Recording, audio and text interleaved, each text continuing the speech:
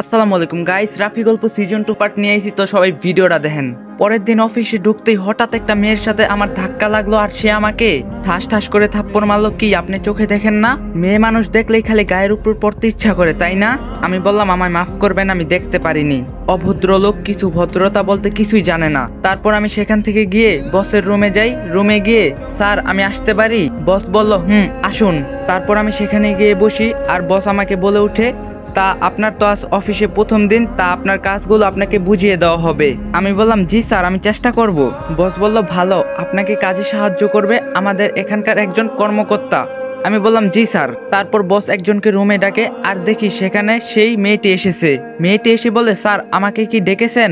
বস বললেন ইনি হলেন রাফি, আমাদের অফিসে নতুন জয়েন করেছে, আপনি তাকে ওনার কাজগুলো বুঝিয়ে দিবেন। তারপর মেয়েটি কেমন যেন আমার দিকে তাকিয়ে আছে, যেন এখনো আমার উপর তার রাগ কমেনি। তারপর বস আমাকে আবার বলে উঠে, ইনি হলেন আমাদের এখানকার সিনিয়র অফিসার রিদি, ইনি আপনাকে আপনার কাজ বুঝিয়ে দিবে আর আপনাকে বিভিন্ন কাজে সাহায্য করবে। আমি বললাম আচ্ছা স্যার। আর বস বলল, আর আপনি কিন্তু নতুন জয়েন করেই একটা বড় প্রজেক্ট হাতে পেয়েছেন, এটা যদি আপনি সফল করতে পারেন তবে আপনার জন্য কিন্তু অনেক ভালো কিছু অপেক্ষা করছে। আমি বললাম স্যার আমি আমার সর্বোচ্চ দিয়ে চেষ্টা করব। বস বললেন খুবই ভালো রিদি, আপনি এখন সব কাজগুলো তাকে বুঝিয়ে দেন। রিদি বলল, কিন্তু স্যার এনার আগে কোনো কাজ করার অভিজ্ঞতা আছে কি যে এত বড় প্রজেক্ট তাকে দিলেন? বস বলল সমস্যা কি, এখন থেকে শুরু করুক। রিদি বলল তবুও স্যার অনেক বড় প্রজেক্ট, 20 কোটি টাকার প্রজেক্ট। বস বলল না, আমার মনে হয় ইনি পারবেন, আর আপনি তো তার কাজগুলো সাহায্য করবেনই। রিদি বলল আচ্ছা আপনি যা বলবেন। বস বলল তবে আপনারা যান আর কাজ করতে থাকুন। পরে বসের রুম থেকে বের হয়ে রিদি আমাকে বলে উঠে, আমার সাথে আসুন, আমি আপনার কাজগুলো বুঝিয়ে দেই। আমি বললাম চলুন। রিদি বলল, আর হ্যাঁ আমার সাথে কিন্তু বেশি কথা বলবেন না, বুঝলেন?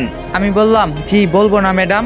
রিদি বলল মনে থাকে যেন, আমার সাথে আসুন। তারপর আমি রিদির পিছনে পিছনে যাচ্ছি, তখনই রিদি সিঁড়ি দিয়ে উঠতে পা পিছলে যেই না পড়ে যাবে তখনই আমি তাকে ধরে ফেলি। সে তখন আমার কোলে আর আমি তার কোমরে হাত দিয়ে আসি। তারপর সে আমার দিকে কিছু সময় তাকিয়ে থাকে, আমার থেকে নিজেকে ছাড়িয়ে নিল।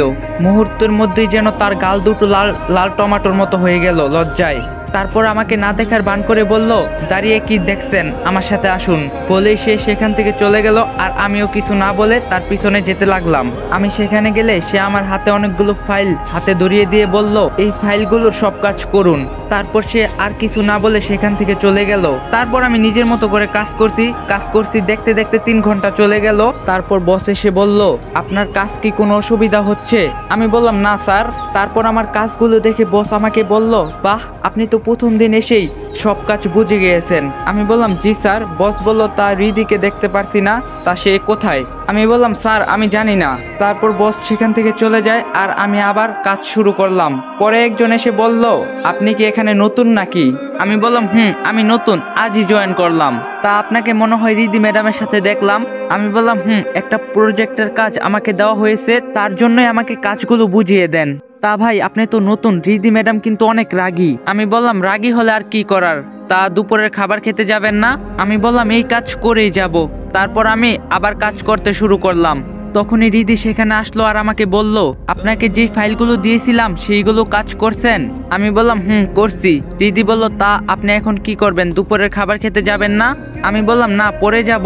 রিদি বলল, আপনি আমার সাথে আসুন। আমি বললাম কোথায়? রিদি বলল, আমি আসতে বলছি না? আমি বললাম যাচ্ছি, কিন্তু কোথায় যাব? রিদি বলল, এখন আপনি আমার সাথে খেতে যাবেন। আমি বললাম কিন্তু।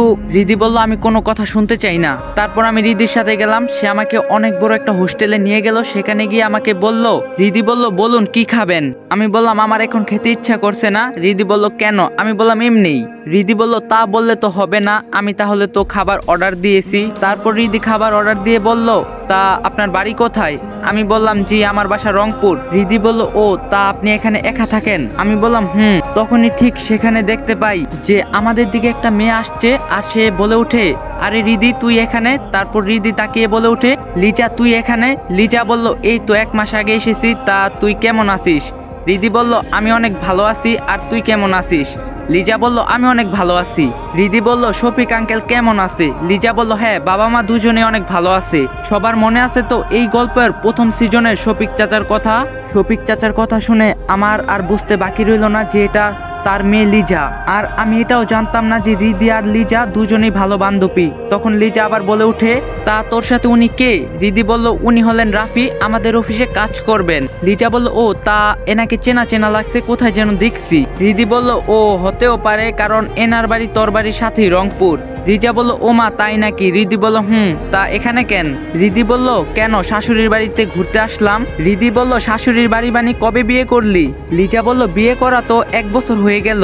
রিদি বলল, তা বিয়ে করলে আমাকে দাওয়াত দিলি না? লিজা বলল, কি করে দিব বল, তোর নাম্বারটা তো বন্ধ। রিদি বলল, তা ঠিক আছে, এখন নতুন নাম্বার নিছি, তা জামাই কোথায়? লিজা বলল, আর বলিস না, আমার আইসক্রিম খেতে ইচ্ছা করছিল, তাই ও আবার তা কিনতে গেল, আর আমি তোকে এখানে দেখে আসলাম। রিদি বলল, তাই নাকি? তা তোর জামাই যদি তোকে হারিয়ে ফেলে? লিজা বলল, না হারাবে না, আবার খুঁজে ফেলবে, ওর থেকে আর রেহাই নাই। রিদি বলে, তাই বুঝি? তা তোর জামাই এখন কি করে? লিজা বলল, ও আমেরিকায় চাকরি করে একটা কোম্পানিতে। রিদি বলল, তা তুই কি ওর সাথে থাকিস নাকি আমেরিকায়? লিজা বলল, ও আমায় ছাড়া থাকতে পারে না। রিদি বলল, তাহলে তো দেখছি জামাইয়ের সাথে ভালোই বিদেশ ঘুরছিস। লিজা বলল, তাই তুই বিয়ে করিসনি এখনো? রিদি বলল, না রে, তবে বাড়ি থেকে অনেক চাপ দিচ্ছে বিয়ে করার জন্য। লিজা বলল, কেন, তুই না কলেজে থাকতে একটা ছেলেকে ভালোবাসতি? রিদি বলল, আরে ওর কথা বলিস না, ও হচ্ছে একটা চিটার, অন্য মেয়েকে বিয়ে করছে। লিজা বলল, আমি জানতাম এই ছেলেটা বেশি ভালো না। রিদি বলল, তা তোর জামাই দেখি তোকে অনেক ভালোবাসে? লিজা বলল, অনেক ভালোবাসে, বাবার বন্ধুর ছেলে। আমি তাদের কথা নীরবে শুধু শুনে যাচ্ছি, তখন আমি রিদিকে বলে উঠলাম। রিদি বলল, তা ভালো কথা, শফিক আঙ্কেল না একটা ছেলেকে অনেক পছন্দ করতো, তোর সাথে নাকি বিয়ে দিতে চেয়েছিল, পরে নাকি ওই ছেলেটা জেলে গেল। লিজা বলল, ও ওটা তো অনেক বছর আগের কথা, তা না হলো 7-8 বছর আগের কথা। আমি তাদের এই কথা শুনে হঠাৎ করে চমকে গেলাম। তারপর রিদি বলল, ছেলেটা কিন্তু দেখতে অনেক ভালো ছিল, আঙ্কেল তোর সাথে ওর বিয়ে দিতে না চাইলে আমি কিন্তু ওকে বিয়ে করতাম। লিজা বলল, তুইও না যে কি বলিস, ও তো পরে জেলে গেল, আর বাবা বলছে তার সাথে আমার বিয়ে দিবে না, আর ও তো তার মামাতো বোনকে দর্শন করার চেষ্টার জন্যই জেলে গিয়েছে। রিদি বলল, তাহলে তো তোর সাথে বিয়ে হয়নি, ভালোই হয়েছে। লিজা বলল, আরে বিয়ে কি করে হবে, সে তো জেলে গিয়েছে। রিদি বলল, তা ওর নামটা যেন কি ছিল, ভুলে গিয়েছি রে। তারপর লিজা যেই না আমার নামটা বলতে যাবে, তখনই সেখানে একটা ছেলে চলে আসে। জান, তুমি কোথায় ছিলে এত সময়, তোমাকে অনেক জায়গায় খুঁজলাম। লিজা বলল, আরে এতগুলো খাবো না তো, না হলে তো আমার ঠান্ডা লেগে যাবে। তাই তো, আচ্ছা তুমি তবে অল্প করে খাও। রিদি বলল, কিরে, এটাই তোর জামাই বুঝি? দেখতে কিন্তু অনেক হ্যান্ডসাম আছে, তোর সাথে সেই মানিয়েছে, ক্রাশ খেয়েছি কিন্তু। লিজা বলে, তুই নাকি কি যে বলিস? রিদি বলল, তা তোর জামাইয়ের নামটা কি জানতে পারি? My name is Asif. Riddhi বলল, বাহ, খুব সুন্দর নাম তো। আমার আর তাদের কথা শুনতে ভালো লাগছিল না, এগুলো শুনে নিজেকে অনেক অপরাধী মনে হচ্ছিল, তাই আমি তখন বলে উঠি, গাইস, গল্পের দ্বিতীয় পার্ট লাগলে কমেন্ট করেন।